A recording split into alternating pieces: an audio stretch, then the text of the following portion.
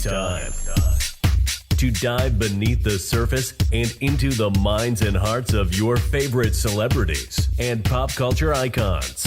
Welcome to Up and Adam. Hey guys, what's up? You're watching Up and Adam. My name's Adam Newell. And for those of you who don't know me, I'm the guy bringing you guys all the weekly interviews and recaps from your favorite celebrities and pop culture influencers. But for those of you who do know me, you know that that's not why we're always here, right? Guys, if you haven't already, go ahead, smash that like button, subscribe to my channel, and hit that notification bell because, well, you don't want to miss anything we have coming up. And with that, let's jump right in. Okay, guys, so we know we had one hell of a season for the Real Housewives of Orange County season 15. And when I say that, I mean one hell of a lackluster season. It was literally the worst ratings that Real Housewives of Orange County has ever experienced. And to be honest with you, I sort of blame the cast. It was a lackluster cast. I mean, after we got rid of our two anchors, Vicky Gunvalson and Tamra Judge, who I know a lot of you guys are going to say, well, it was their time to go. Yeah, maybe one at a time, but phasing them out just left us with a bunch of women who seemed like they didn't know how to keep the storyline going.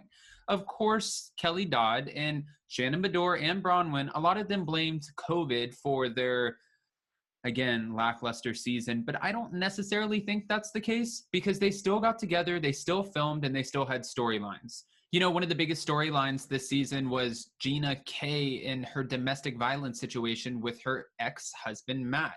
So what exactly went on with that? Well, she said at the season 14 reunion that she was literally in fear for her life. They were in a domestic violence situation where he was beating up on her. And then she ran to the neighbor's house screaming, banging on the door, like ringing the doorbell as much as she could. And he came out and dragged her right back into the house.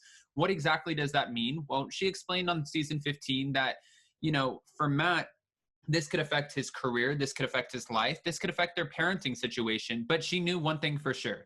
She wanted him to take accountability for his actions. She wanted him to man up and show his children that, yes, I did it wrong. I messed up and I'm righting my wrong, making it right, I guess. Rewriting your wrong, making it right. However you say it, he's trying to take responsibility, and that's exactly what she wanted for him.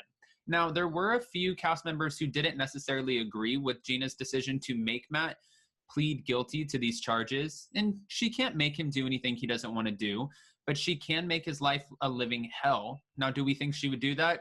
I'm not quite sure. We don't know Gina on that level. We just know her on the surface level, being on the Real Housewives of Orange County.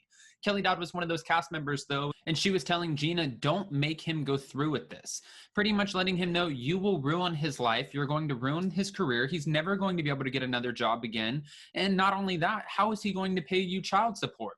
Well, some of the other women thought it was pretty effed up that they were putting, well, at least Kelly was putting the weight of the world on Gina's shoulders when Gina claims it wasn't her fault that she was dragged back into the house and held pretty much prisoner of Matt. You know, to be fair, it takes two to tango, but you can't sit here and say that this woman who is half his size wasn't in fear for her life, or that it's ever okay to put your hands on another person. It doesn't matter, men, women, it's not ever okay. But when you're double their size and you're a stocky man, and this is the mother of your children, it's even more not okay. There's never a right reason to put your hands on someone, but this is definitely a no-brainer. Just moving forward, I want to establish those are my beliefs when it comes to domestic violence. Putting your hands on someone, it's just never acceptable. And now he's going to reap what he sows. And it's just it. This is what was said. An attorney for Matt said that he is taking responsibility for his actions and he sincerely apologizes to Gina and the family. He is ready to move forward in his life, and he understands that one of the key steps in order to do so would be accepting responsibility.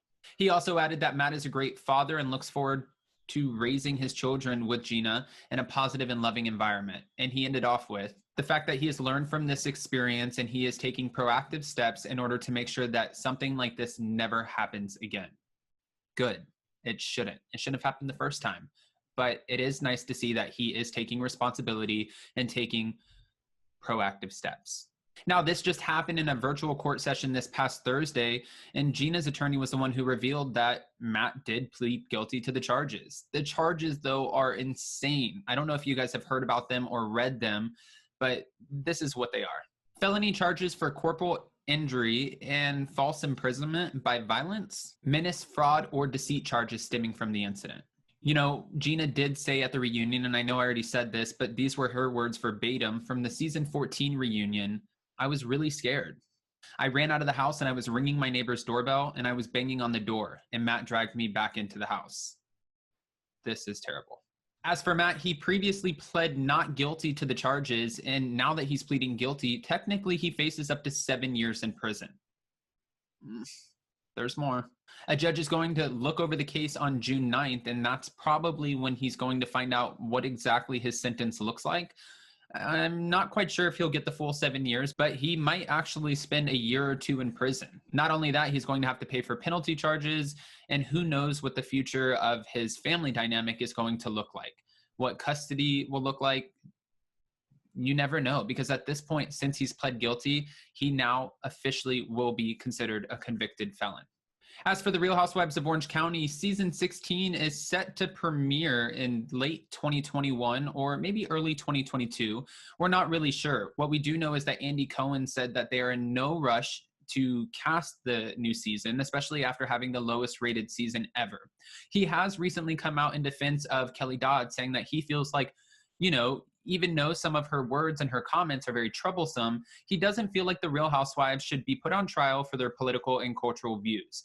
He said while he doesn't agree with her views when it comes to COVID, she lives in Orange County, and a lot of people over there might share her same views. He thinks that it takes all the fun out of it, but he also said that the line between what they say and what they should said is really blurring these days, especially how it affects the audience. And I agree with that. I believe that especially now in today's climate, you have to be extremely careful with what you're saying, how you act, and you're a public figure. You need to be put on this platform and own it, but in a positive way. You can't go around saying COVID is God's way of thinning the herd and also wearing Drunk Wives Matters hats.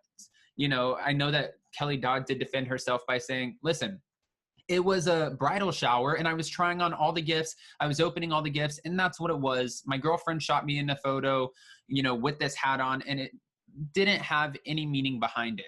Some of the other cast members were not letting her live it down, though, and BRAUNWYN Wyndham Burke would be one of them. She thinks that it was completely insensitive of Kelly Dodd, which, whether Kelly Dodd likes it or not, it was insensitive, and that Kelly should own that. Kelly did scream out at the season 15 reunion saying that she's also a Black woman and she hasn't walked through life with white privilege. It kind of shocked most of the cast, and the rest of the cast owns it. They're like, yes, we have white privilege and we want to do anything we can in order to support the Black Lives Matter movement. For Kelly Dodd, she said, I don't know what the hell they're talking about, but I do not have white privilege. Ouch. You know, for BRAUNWYN Wyndham Burke, also, it came out at the reunion that she allegedly tried to offer Shannon Beador's, at the time, 14-year-old daughter some sort of illegal substance. Now, what that was, people have speculated all across the board. They've said it's alcohol. They said it's drugs. They said it's coke. They said it's everything. But we weren't sitting there with the cool mom and watching her when she allegedly made this offer. You know, just to be fair, BRAUNWYN Wyndham Burke did say at the reunion that she was so inebriated at the time that this happened. So a lot of fans came to her defense and said, listen, this was a non-sober woman. This woman was sick. She didn't know what she was doing.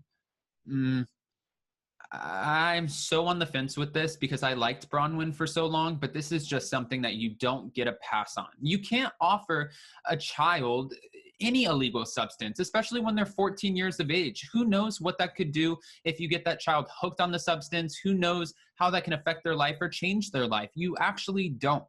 Subscribers and fans were commenting to me and saying, Adam, get real. It's not like these kids don't get offered this stuff in school. Okay, well, yes, that's most likely true, but also at the same time, it doesn't make it right. And those kids, who knows where their minds are at? They might think they're cool, whatever the case is. The fact is, they're not adults. They don't know the consequences of their actions, and even if they do, they're in that adolescent state of just not really giving a shit. Whereas BRAUNWYN Wyndham Burke should own it, knowing that she has a whole little Brady Bunch at home, and she probably wouldn't want someone offering her kids any sort of illegal substance. Now, what the future looks like for BRAUNWYN on the show, we're not quite sure. What we have heard is that Kelly Dodd won't be fired, that they will be bringing back Tamra Judge. Vicky Gunvalson might come back in a friend role capacity. Also not sure. Shannon Bedore will be back. And as for Gina and Emily, we don't know what the fate is. They're going to obviously have to add new cast members and really shake the cast up in order to come out of this bad season, season 15, because a lot of fans do not want to watch the next season. There's no interest. Fans are asking, bring back Heather Dubrow. There's a problem here. Heather Dubrow refuses to ever join the show as long as Kelly Dodd is a part of it, because she feels like in her heart of hearts that Kelly Dodd cheapens the brand. Just to be fair, I know, again, a lot of you have commented to me, letting me know, I really like Kelly the show, I want to keep her around, and I think that what she says is funny half the time. Yes, can she be troublesome? Sure, but she keeps a heartbeat to the show. Now I want to know what you guys think, though, about a few things. I want to know what you think about Gina K's husband, well, ex-husband, Matt, pleading guilty to the felony charges, facing up to potentially 7 years. And of course, we're going to be covering it, especially when it comes out in court in June, when we find out exactly what his sentence looks like and how this plays out. I also want to know what you think about bringing Kelly and BRAUNWYN back, and what do you think for the future of this show? It's had 15 seasons. We're going on the 16. I mean, is it over? Has it had its good run and we should just can it? It is technically the flagship Housewives show, but are we done with Real Housewives of Orange County? Give us back Miami. I've even heard rumors about Nashville. Salt Lake City is going to be banging. Real Housewives of Beverly Hills is still carrying a heartbeat. New York is going to be just fine. Potomac is on its way back. Do we need Orange County? You guys let me know. If you haven't already, go ahead, comment below, subscribe to my channel, and hit that notification bell because, well, you don't want to miss anything we have coming up. And with that, we'll see you next time. Bye, guys. Check us out every Monday and Wednesday. Thanks for watching Up and Adam.